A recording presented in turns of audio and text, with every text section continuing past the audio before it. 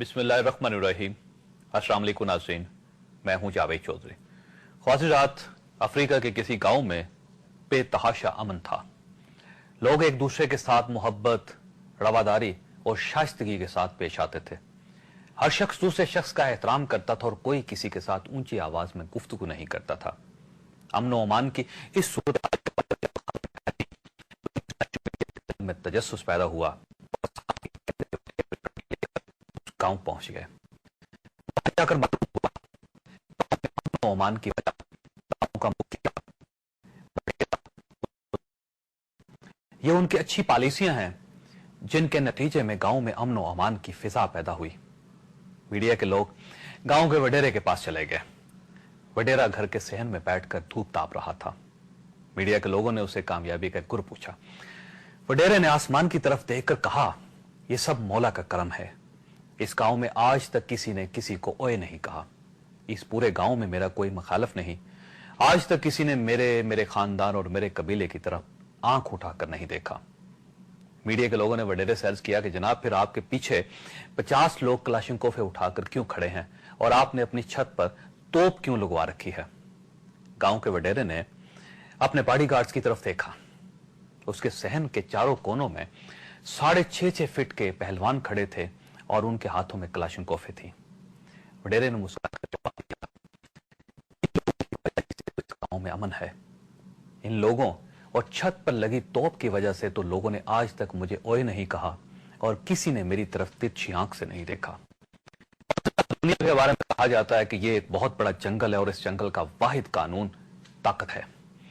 अगर आप ताकतवर हैं तो पूरी दुनिया आपके सामने झुक जाएगी और अगर आप कमजोर हैं तो आपको जिंदा रहने के लिए इस दुनिया के कदमों में झुकना पड़ेगा। कहते हैं कि अगर आजिज़ी के पीछे ताकत ना हो तो आजिज़ी नहीं रहती, कमजोरी या बुज़दिली हो जाती है। अमेरिका के मशहूर सदर रूजवेल्ट कहा करते थे कि नरमी से बात करो लेकिन हाथ में मजबूत डंडा रखो। संस्कृत की कहावत है कि जिसकी लाठी उसकी भैंस। चीन में कहा जाता है कि सांप का डंक निकल जाए तो वो केंचुआ बन जाता है, जबकि जापान में कहा जाता है कि ताकतवर के हाथ में तकदीर की 2 लकीरें होती हैं। चुनांचे कहने का मतलब यह है कि दुनिया का सबसे बड़ा असूल ताकत है। अगर आपके पीछे क्लाशिनकोफ वाले गार्ड्स खड़े हैं या आपकी छत पर तोप लगी है तो दुनिया आपकी नरमी को आजिज़ी, शाइस्तगी और दरवेशी कहेगी। लेकिन अगर आप कमजोर हैं तो आपके साथ वही सलूक होगा जो आज अमेरिका पाकिस्तान के साथ कर रहा है और इंडिया हमारे साथ करने के ख्वाब देख रहा है। ख्वातीन रात, कल पाकिस्तान ने तस्लीम कर लिया कि मुंबई हमलों की कुछ मंसूबाबंदी पाकिस्तान में हुई थी। जिस कश्ती में दहशतगर्द मुंबई पहुंचे वो पाकिस्तान में बनाई या खरीदी गई थी। पुलिस ने कराची में उस मकान पर भी कब्जा कर लिया जिसमें दहशतगर्द रहते रहे थे। हुकूमत ने यह भी ट्रेस कर लिया कि इस ऑपरेशन में पाकिस्तान के साथ साथ स्पेन, इटली, अमेरिका, ऑस्ट्रेलिया और रूस की सरजमीन और वसाइल भी इस्तेमाल हुए थे। और इस ऑपरेशन में भारत के शहरी तंजीमें और ग्रुप्स भी इन्वॉल्व थे। यह भी मालूम हो गया कि ये लोग ठट्टा से समंदरी रास्ते के जरिए मुंबई पहुंचे और इंडियन नेवी के कुछ लोगों ने इन्हें इंडिया पहुंचाने में मरकजी किरदार अदा किया था। यह भी मालूम हो गया कि टेलीफोनिक सिस्टम इटली से खरीदा गया था, पैसा स्पेन से आया था, टेलीफोन सिमें इंडिया और ऑस्ट्रेलिया से खरीदी गई थी और इसकी साजिश का कुछ हिस्सा ह्यूस्टन, अमेरिका में मुकम्मल हुआ था। लेकिन इसके बावजूद पाकिस्तान ने 6 लोग, ज़कीउर रहमान लखवी, अबू हमजा, ज़रार शाह, अबुल कामा, जावेद इकबाल और मोहम्मद इशफाक को गिरफ्तार कर लिया।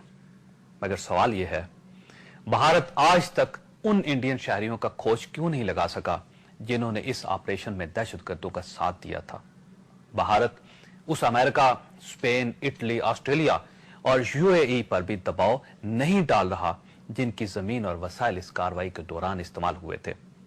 और इंडिया ने अपनी नेवी के उन अहलकारों के खिलाफ भी कोई कार्रवाई नहीं की जिनकी गफलत या मदद के जरिए ये लोग इंडिया पहुंचे थे। लेकिन भारत पाकिस्तान पर दबाव बढ़ाता चला जा रहा है। आज भी इंडियन फॉरेन मिनिस्टर ने बयान दिया कि पाकिस्तान को मुंबई हमलों की तहकीकात को मंतकी अंजाम तक पहुंचाना होगा। पाकिस्तान दहशतगर्दी का नेटवर्क तोड़े और मुजरमों को इंसाफ के कटहरे तक लाए, वगैरह वगैरह। इंडियन फॉरेन मिनिस्टर का यह बयान बड़ी हद तक नाज़रीन डू मोर से मिलता जुलता है और यह साबित करता है कि इंडिया अपनी गफलत की सजा भी पाकिस्तान को देना चाहता है। क्यों? कहीं हमारा वाहिद जुर्म कमजोरी, आजसी या इंकसारी तो नहीं? कहीं हमारी कर्सी तो हमारा जुर्म नहीं बन गई? रात इस सारे खेल में पाकिस्तान का क्या कसूर है? दुनिया पाकिस्तान का बाजू क्यों मरोड़ रही है? और अब इंडिया का अगला मुतालबा क्या होगा? यह हमारा आज का मौजू है, जबकि मैं प्रोग्राम के आखिर में आपको बताऊंगा कि दुनिया आखिर हमसे चाहती क्या है। हमारे साथ रहिएगा। तीनों का शुक्रगुजार और ममनून हूं। ख्वातीन, सवाल यह था कि दुनिया आखिर हमसे चाहती क्या है। नाज़ी, दुनिया हमसे जिंदा रहने और इज्जत और आबरू के साथ जीने का हक छीनना चाहती है।